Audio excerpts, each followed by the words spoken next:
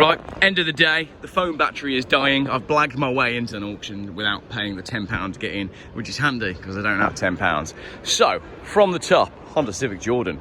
Oh yes, very nice. I'd have probably patched up that bumper unless that happened when the Fiat Barchetta reversed into it because it's left-hand drive. Maybe the guy didn't see it. I wonder if there's a yellow bit on the back of this Barchetta. There might be. Anyway, what we got, that is estimated at £8,000 to £10,000, and fair enough, because it's very cool. Nothing to be said about that. A couple of Bentleys and rollers, again, very nice. Another Arnage. Oof, that is just beautiful, isn't it? And don't you think that just represents superb value for money? £20,000 to £25,000, and look at that interior. It can't because it's locked. Why is the front locked and not the back? But look at that. You can't get much more comfortable than that for 25 grand, can you? Much rather drive that than a new 3 Series. Right, there's a little sporty Renault there. These are looking good, aren't they? And these are sort of finding their own way in the classic sort of classic car value thing. I mean, that's £9,000 to £12,000. But very cool in its own right. Yellow Golf GTI. Golf GTIs do nothing for me. I'm very sorry.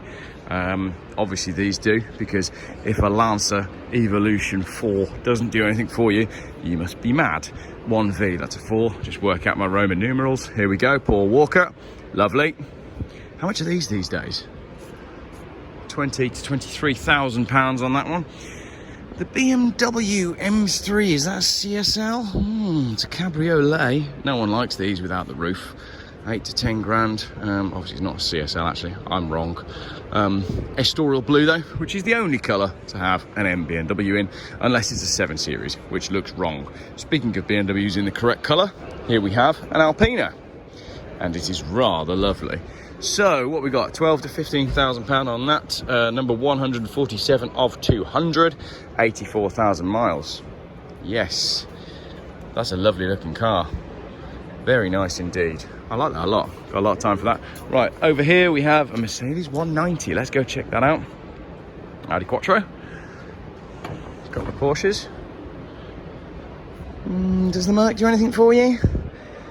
I'm not sure it's really doing anything for me. The Interceptor. Quite like the colour combination. It's like a sort of fern green sort of colour with a red interior. He's got a massive engine and they use all the fuel, which is exactly what you want right now. S-Type, that'll be a V8. It's got to be a V8. Don't tell me this is not a V8. It is. It's a 4-litre V8 Sport. It had to be, didn't it? Right, let's go on this front row and have a little look at the American cars. And then we've got a couple of very nice American hot rod style things. Is this known as a T-bucket? I think this is known as a T-bucket, which is handy if you want to buy a car that you can't use for anything. You know. Right, a Mach 1. Not for me, but this one obviously is. This looks like a Ford of some sort. I don't know my American cars that well. It's a Gran Torino station wagon, and it's absolutely beautiful. And it has a bench seat, which is the coolest feature of any station wagon, and it's absolutely huge. I don't know how big it is, but it's about 300 foot long. Roof rack, just beautiful. I can't get the whole thing in the frame, it's that big. Another Mustang over here, from the kind of era of Mustang Cobra Jet Force, 30 to 35. I think the thing for me is a Mustang has to be a fastback, and it has to be a 67. Not because of Bullet, but because of the original Midtown Madness. If you played Midtown Madness, let me know in the comments. Ranchero. Yes, very cool. Let's go on the run in Mexico. That's what that car says to me. On the run in Mexico. Thunderbird, coolest car name ever. And look at the size of that Impala. That is absolutely massive. They can barely fit it in the hall. Very, very cool indeed. And then what we got over here, that's another Mustang. Oh, that is rather nice indeed. Not completely, you've got to be committed to paint a car that colour, haven't you? But that looks rather lovely. Right, what else have we got? I just feel like you should hang out of this and shoot people. If you'd like to hang out at the back of this car and shoot at people, let me know in the comments. Right, moving back round to the European stuff. That is a Gilburn. And Gilburns are cool because they have the right lines. If I move backwards, look at the proportions on this car. That is a beautifully proportioned vehicle. It just works from every angle. Really appreciate the design of a Gilburn. Mercedes 115 saloon. Very stylish way to get around. Which one is that? Let's go find out. Is it the 6.3? No, because it's 12 to 15,000 pounds. It's a 300 SCR 3.5, so it's a 3.5 litre V8, the early sort of 3.5 litre V8. Obviously, the famous one of these was the 6.3 litre engined version, which is not that. Aston Martin, have to admit, does nothing for me. Quite like that 911, mostly because it's a Targa roof, and you probably guessed, I quite like a Targa roof. And then some Minis and some Fiats and a black Porsche, which is very, very cool. Right, back over this way, we have a BMW 325, which is going to be superbly overpriced, but that's just the way the market has done it. 14 to 18,000 pounds for a two-door BMW from the 80s. I know, it's crazy, but that is classic cars for you. Honda Prelude, probably representing pretty good value for money on this one. 8 to 10,000 pounds. Oh, it's only 25,000 miles. But what is the point of buying a 25,000 mile Honda Prelude when those engines are good for 200,000 miles? Who knows? Jag looks good in that colour, doesn't it? XK8 in that colour. Lovely. Mercedes 190. If it's not Cosworth, I'm not really bothered. This is probably a 2.6. Yeah, it's a 2.6. No reserve. So you never know, it might be a Geoff car. But as I've shown before, it's risky buying a Mercedes with no reserve from an auction. Hashtag blue S-Class, which, by the way, has already killed its engine and had to be fitted with another one. But that's a story for a video for another day. Right, a van, an old van that's not rusty, whereas most of the others were. I recognise that number plate. Did I nearly buy that car once? I don't know, but that's a no reserve car. Should we pop a little bid on in the auction? Then we got some Jags. XJCs, we got a brace of Jaguars. Big money if you want to restore one of those. Another big Merc, this time it is the 250S 1967. £20,000, that's a nice way to get around for £20,000, isn't it? Manual gearbox, which is odd for a Mercedes because they were mostly automatic. That's a 911 Turbo 996, which is the one to buy. If you're going to buy a Porsche, buy a 996. Or buy one 2 years ago, which would be even better. Jags in this fantastic blue. Can't really go wrong with that colour, can you? Look at that with the oatmeal interior. Beautiful. 26 to 29,000 pounds. But it's a 9,000 mile car, so that's what you get. E-Type, again, does nothing for me. I'll tell you what does though. That Ferrari 400, right? The Ferrari 400 is essentially a kind of much maligned Ferrari that came with a V12, a very complicated V12 engine. I think they should convert all of these to electric, but don't tell anyone. One of these with a broken engine is the perfect candidate for an electric switchover. Rover, P5, I believe, V8 coupe, and I just wanted to come back here to have a look at this massive American thing. Look at that. That is beautiful. A proper presidential Cadillac Series 75 Fleetwood limousine for £6,000 to £8,000. That's a bit of fun for not much money, isn't it? I mean, I know to a lot of people, £6,000 to £8,000 is a lot of money. But if I had a lot of money, I would daily that. Just for the fun in car parks. Right, let's head back over this way. Got some British stuff, some Triumph TRs and some Land Rovers. And I've got to be honest, I'm going to scoot straight past those. Is that Frontline MG? MGC GT? Well, I was hoping it was a Frontline one where they put all the Mazda bits in it, but no such luck. A couple of Jags. Again, scooching past this area. Sorry guys if you're into these. And Nissan Patrol at the back there is quite cool. Two-door, pretty rare thing. Land Rovers if you like Land Rovers. I don't really see the point. I don't live on a farm. I don't ever need to go off-road. Split screen camper van. Again, very, very cool. Massively overpriced. Just what the market has done.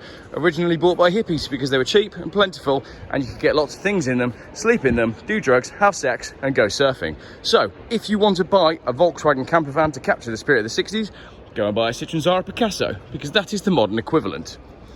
a pink thing, and I don't even know what that is, so let's go and have a look. That is a Holden LJ Tirana.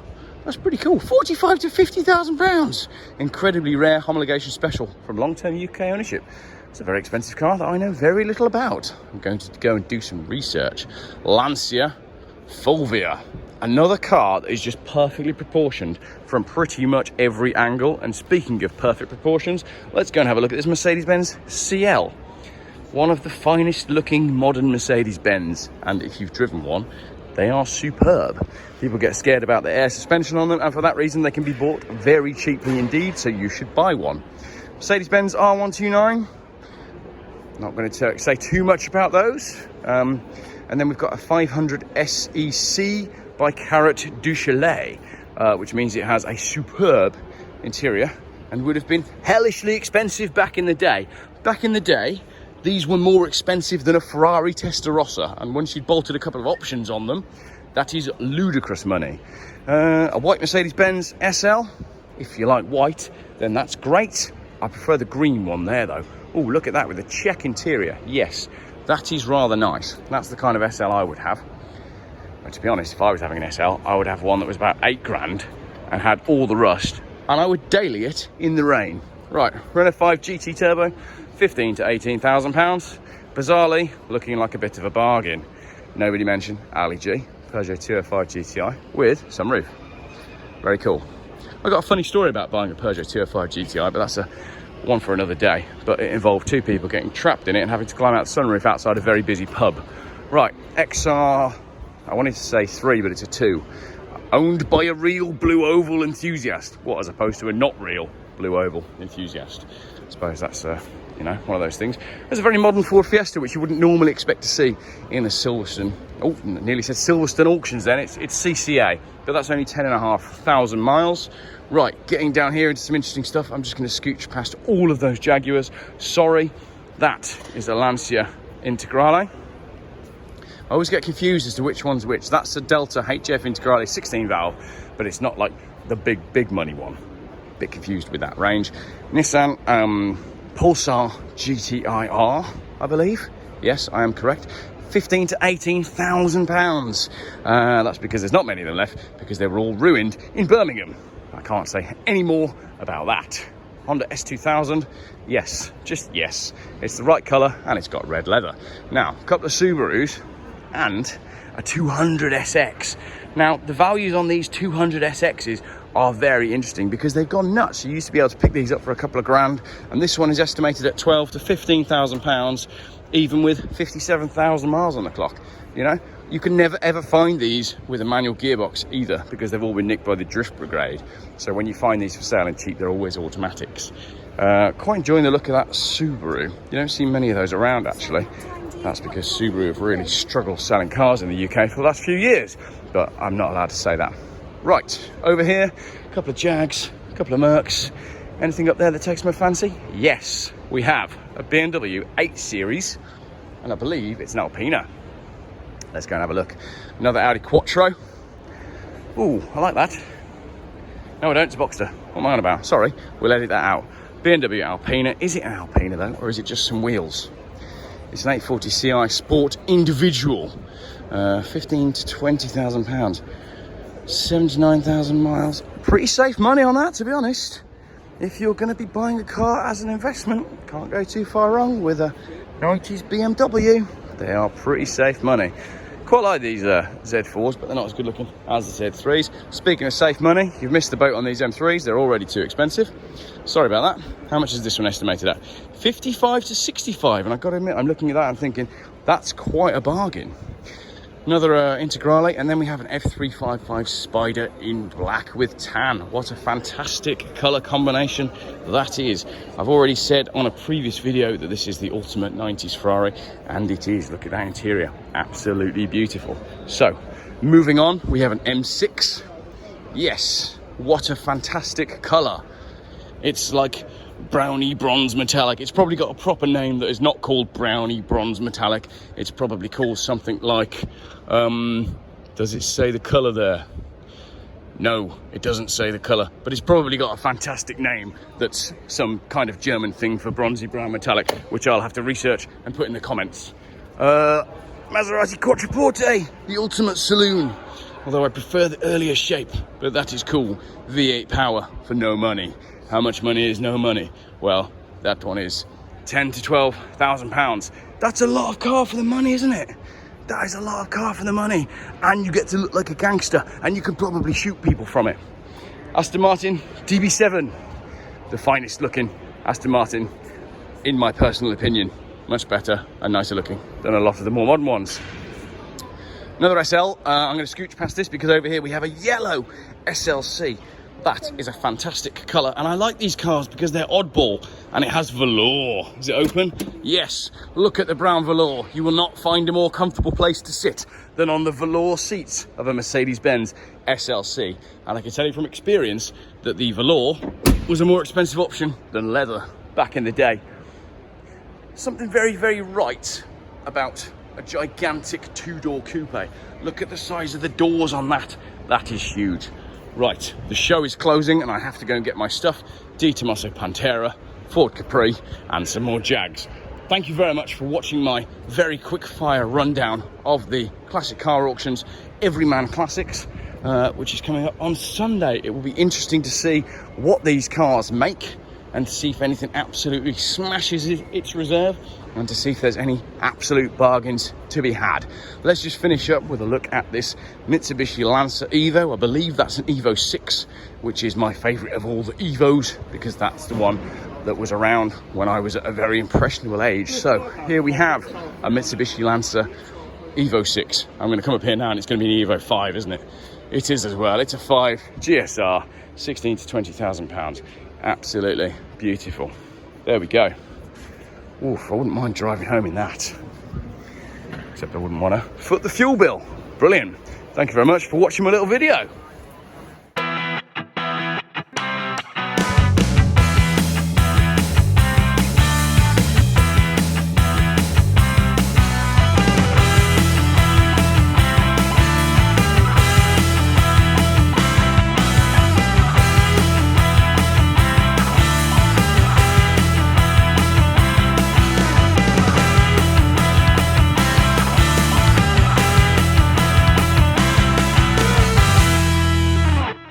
YouTube's most boring car channel.